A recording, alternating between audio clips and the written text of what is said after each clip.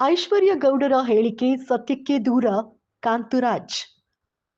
ಮಾಜಿ ಶಾಸಕ ಅನ್ನದಾನಿರಿಗೂ ನನಗೂ ವ್ಯವಹಾರಿಕ ಸಂಬಂಧವಿದೆ ಎಂದು ಐಶ್ವರ್ಯ ಗೌಡರ ಹೇಳಿಕೆ ಸತ್ಯಕ್ಕೆ ದೂರವಾದದ್ದು ಎಂದು ಜೆಡಿಎಸ್ ಎಸ್ಸಿ/ಎಸ್ಟಿ ವರ್ಗಗಳ ತಾಲೂಕು ಅಧ್ಯಕ್ಷ ಕಾಂತರಾಜ್ ತಿಳಿಸಿದರು. ಮಳವಳ್ಳಿ ಪಟ್ಟಣದ ಪ್ರವಾಸಿ ಮಂದಿರದಲ್ಲಿ ಸುದ್ದಿಗೋಷ್ಠಿ ನಡೆಸಿ ಮಾತನಾಡಿ, ಐಶ್ವರ್ಯ ಗೌಡರ ಮೇಲೆ ತನಿಖೆ ನಡೆಸುವ ವೇಳೆ ಕಾಂಗ್ರೆಸ್ ನಾಯಕರುಗಳ ಹೆಸರು ಪ್ರಸ್ತಾಪವಾಗಿದೆಯೋ ವಿನಃ ನಮ್ಮ ಮಾಜಿ ಶಾಸಕ ಅನ್ನದಾನಿ ಹೆಸರು ಎಲ್ಲೂ ಪ್ರಸ್ತಾಪಕ್ಕೆ ಬಂದಿಲ್ಲ. ಇವರು ಯಾರದೋ ಮಾತನ್ನ ಕೇಳಿ ಈ ಹೇಳಿಕೆ ನೀಡಿದ್ದಾರೆ. ಇದಲ್ಲದೆ ಜೆಡಿಎಸ್ ಕಾರ್ಯಕರ್ತರ ಮೇಲೆ ಸಹ ಆರೋಪ ಮಾಡಿದ್ದಾರೆ. ಈ ರೀತಿ ಗೂಬೆ ಕೂರಿಸುವ ಕೆಲಸ ಮಾಡಿದ್ರೆ ನಿಮ್ಮ ಮೇಲೆ ಮಾನನಷ್ಟ ಮೊಕದ್ದಮೆ ಹೂಡುವುದಾಗಿ ಎಚ್ಚರಿಸಿದ್ರು.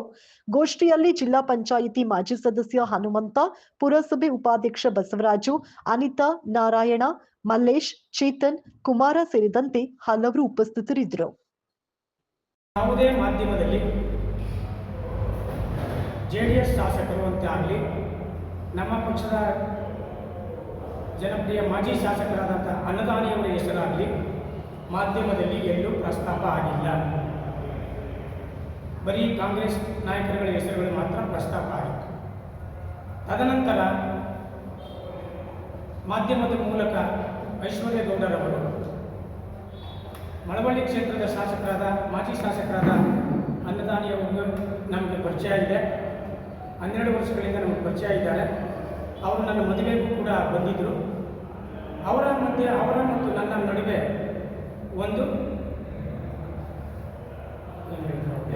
ಒಂದು ವ್ಯಾವಹಾರಿಕ ಸಂಬಂಧ ಇತ್ತು ಅಂತಕ್ಕಂಥದ್ದನ್ನು ಅವರು ಈಗ ಹೇಳಿದ್ದಾರೆ.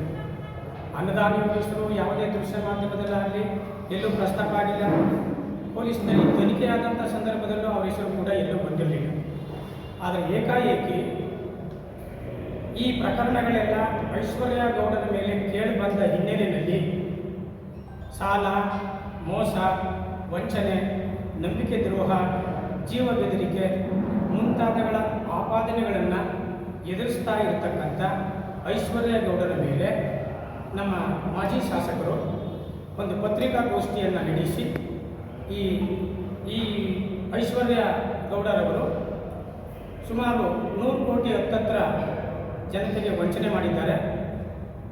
ಇವರ ವಿರುದ್ಧವಾಗಿ CBIಗೆ ವಹಿಸಬೇಕು, ಇವರನ್ನು ಮಂಪರು ಪರೀಕ್ಷೆಗೆ ಒಳಪಡಿಸಬೇಕು ಅಂತ ನಮ್ಮ ಶಾಸಕರು ಒತ್ತಾಯ ಮಾಡಿದ ಮೇಲೆ ಐಶ್ವರ್ಯ ಗೌಡರವರು ಬಂದು ಅನ್ನದಾನಿಯವರು ನಮಗೂ ಸಂಬಂಧ ಇದೆ, ವ್ಯಾವಹಾರಿಕವಾಗಿ ಒಂದು ಸಾರಿ ಬೇಕಾಗಿದ್ದಂಥ ಬ್ರೇಸ್ಲೆಟು, ವಾಚು, ಚಿನ್ನ ಸರವನ್ನೆಲ್ಲ ವಾಪಸ್ ಮಾಡಿದ್ರು ಅಂತ ಮಾಹಿತಿ ದೃಶ್ಯ ಮಾಧ್ಯಮದಲ್ಲಿ ಬಂತು. ವಿನಯ್ ಕುಲಕರ್ಣಿ ಅವರು ಕಾರು ವಾಪಸ್ ತಗೊಂಡ್ರು ಪೊಲೀಸವರು ಅಂತಕ್ಕಂಥದ್ದು ಬಂತು. ನರೇಂದ್ರ ಸ್ವಾಮಿ ಅವರು ಇಲ್ಲಿ ಫಂಡಿಂಗ್ ಮಾಡಿದ್ದಾರೆ ಅಂತಕ್ಕಂಥದ್ದನ್ನು ದೃಶ್ಯ ಮಾಧ್ಯಮಗಳಲ್ಲಿ ನಾವು ಹೇಳಿದ್ವಿ. ಅವ್ರು ಯಾರು ನಮ್ಮ ಶಾಸಕರ ಹೆಸರು ಹೇಳಲಿಲ್ಲ.